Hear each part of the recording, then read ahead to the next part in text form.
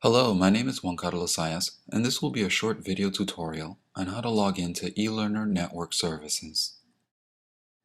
The first thing we want to do is log on to the actual site, which is eLearnerNetwork.com. Once at the site, we want to scroll down just a bit and find eLearner Network Services. For today's demonstration, we are going to be using the Gmail app.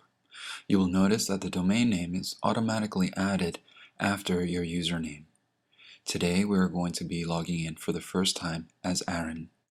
Please make sure that you include the period between your first and last name. After using the default password, we are welcomed with the terms and conditions for using Google Apps. Towards the bottom, we type in the characters shown above in the picture. This is done in order to prevent spamming. After that, click on the Accept button.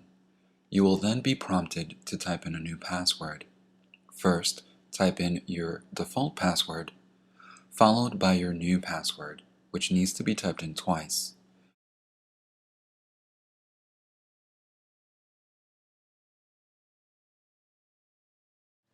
Once the new password is typed in, we click Submit. We can now start using our mail. On the right-hand side are settings which can be changed, both for Aaron as far as the privacy and account settings, and also for each of the apps we use. We do that by clicking on the cog. In this case, we have access to our mail settings. On the left-hand side, we have tabs, and for this demonstration, we are going to be using Documents. Once we click on Documents, we'll be prompted to see information on how to get started. Google Docs allows us to create various material. By clicking on Create New, we can choose to create a new document, presentation, spreadsheet, a form, a drawing, etc. For today's demonstration, we're going to create a new document. And the first thing we should do is give our new document a new title. Once we type in our new title, we click OK.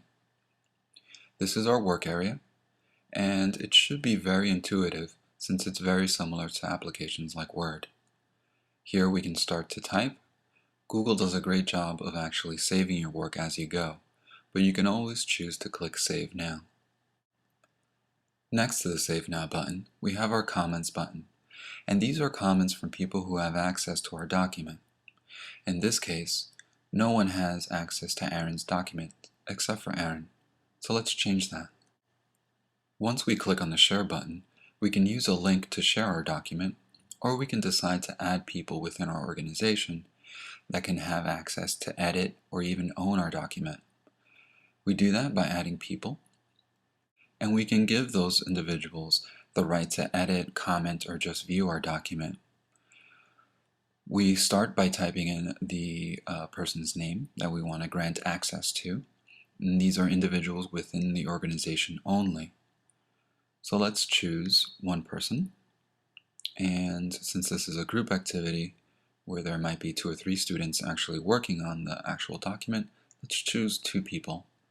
They will be notified that they now have edit access, and you can choose to email yourself as well. We now see the individuals that have access to your document. We can choose to make them editors, or just simply have comments, or just view access to your document. If we choose to delete access to an individual, just click on the X. We then click Save and Done. And that is how we share a document using Google Docs and how we log in. Thank you for watching. Should anyone have any additional questions, please email me at webmaster@elearnernetwork.com. Google Docs is a great opportunity to share information amongst group learning activities, and it also does a great job of spell checking. Thank you for watching.